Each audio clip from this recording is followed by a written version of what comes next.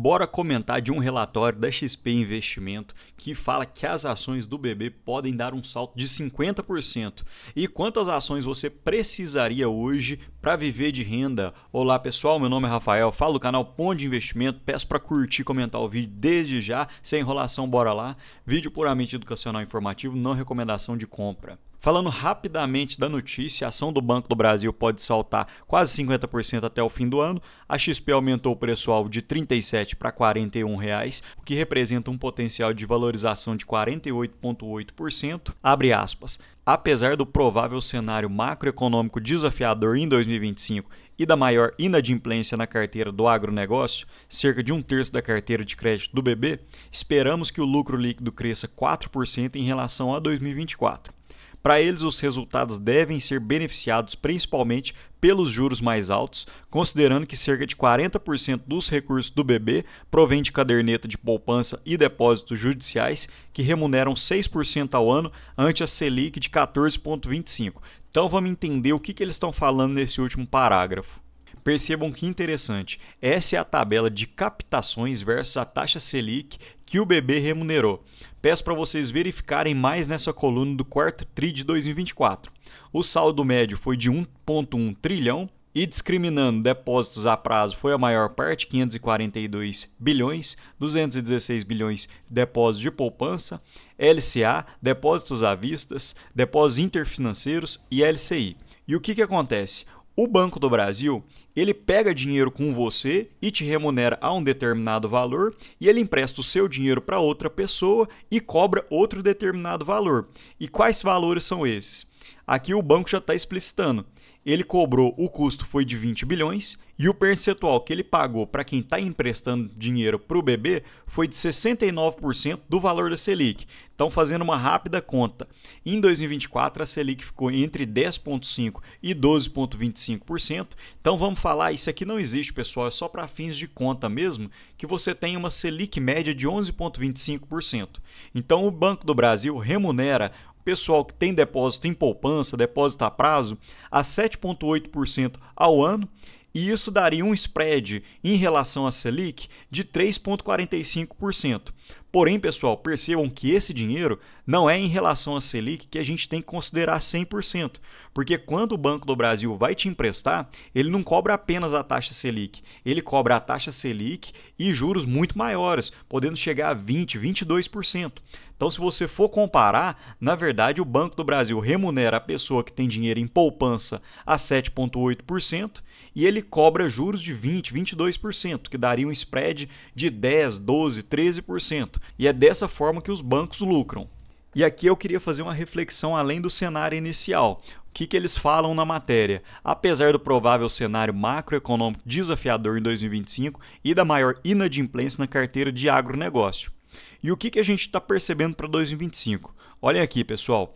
As previsões. A Confederação Nacional da Agricultura estima um crescimento de 5% no PIB do agronegócio e o IBGE prevê uma safra de 327,6 milhões de toneladas, aumento de 11,9% em relação a 2024.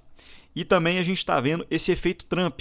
A China faz uma compra atípica de 2 milhões de toneladas de soja do Brasil, datado do dia 10 de abril. Então essas taxas que a China está colocando nos Estados Unidos e vice-versa, por tabela, pode beneficiar o Brasil. As maiores exportações brasileiras em 2024 foram exatamente para a China e Estados Unidos. E as maiores exportações, os maiores parceiros comerciais dos Estados Unidos são Canadá, México e China em terceiro lugar.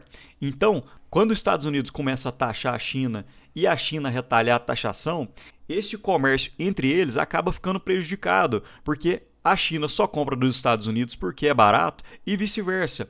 Então, a partir do momento que o valor começa a ficar muito alto, eles começam a procurar outros parceiros comerciais. E é aí que o Brasil, o agronegócio principalmente, pode ganhar participação de mercado mundial. Agora, voltando ao Banco do Brasil, onde que eu queria chegar? A carteira de crédito do agronegócio representa 50% de market share nacional vindo para o Banco do Brasil. Então percebam que a carteira de agronegócio do Banco do Brasil em 2024 foi de 397 bilhões. Mas a inadimplência do agro cresceu em dezembro de 2023 para dezembro de 2024, saiu de 0,96 para 2,45, que é um acréscimo de praticamente 150%, pessoal. É um aumento substancial da inadimplência no agronegócio. E a gente realmente percebe que praticamente 1/3 da carteira de crédito do BB é concentrado no agro, 1/3 em pessoa jurídica e 1/3 em pessoa física e outros. Agora eu queria mostrar para vocês uma ideia que eu peguei dando os créditos no canal do Mirai. A despesa de PCLD ampliada, o que são essas despesas, pessoal? O Banco do Brasil ele provisiona despesas de pessoas que estão inadimplentes. Mas essas despesas elas ficam em caixas, elas ficam provisionadas. Mas a pessoa ainda pode ir lá e quitar o seu crédito com o Banco do Brasil. Então vamos verificar aqui. O PCLD ampliado em 2024 foi de 35,7 bilhões. Ou seja, o Banco do Brasil está com esses 35,7 bilhões em caixa, aguardando, porque ele já deu como perdido. Isso daqui já seria um certo prejuízo para o banco. E eu quero ampliar um pouco mais para vocês. Percebam que o agronegócio saiu de 2,2 bilhões de inadimplência para 4,7 bilhões, que foi um aumento bem substancial. A gente já havia até percebido isso no slide anterior. E onde que eu quero chegar com isso tudo, pessoal? As projeções corporativas do Banco do Brasil para 2025 prevêem um aumento no agronegócio de 5% a 9%. E a perda esperada, eles também preveem um aumento entre 38 e 42 bilhões. Então vamos fazer um cálculo. A provisão do agro para o quarto TRI de 2024 foi de 4,75 bilhões. Vamos supor que retorne aos patamares do final de 2023 para 2,5 bi. Então o Banco do Brasil poderia retirar aquele provisionamento de 4,5 bi e descer para 2,3. O lucro líquido médio esperado para 2025 seria de 39 bilhões, mas com esse acréscimo que seria a diferença entre os 4,75 e os 2,3, o lucro líquido do BB poderia subir para 41,45 bilhões. E o dividend yield, contando um payout de 45%, poderia ser de 11,75%, que seria um dos maiores dividendos da Bolsa Brasileira.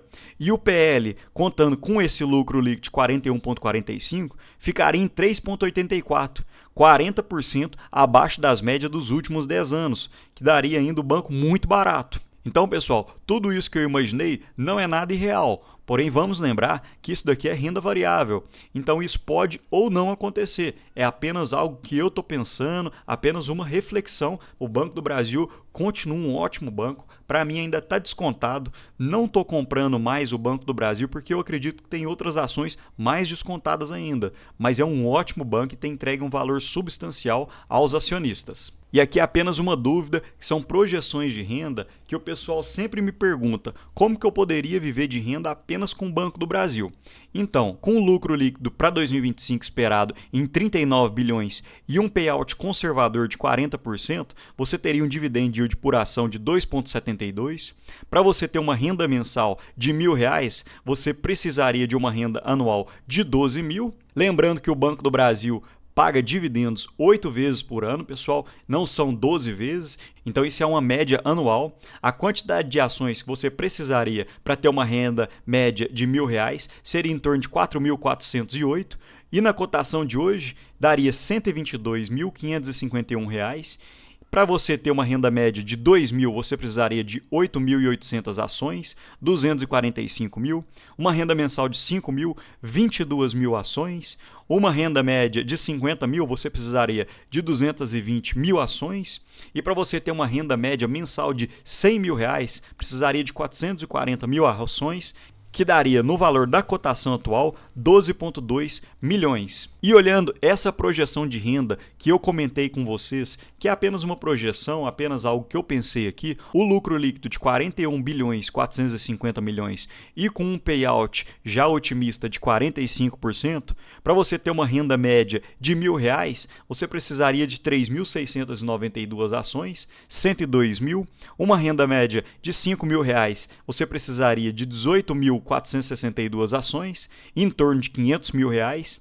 E para você ter uma renda média de R$100.000, você precisaria de 369 mil ações e 10 milhões investidos. Falando um pouco da minha planilha pessoal, o preço sobre valor patrimonial do Banco do Brasil hoje gira em 0,89. O lucro líquido que eu espero para 2025 é de 39 bilhões e um PL projetado de 4,09, com um payout de 40%. O dividend yield que eu acredito seria em torno de 9,8%.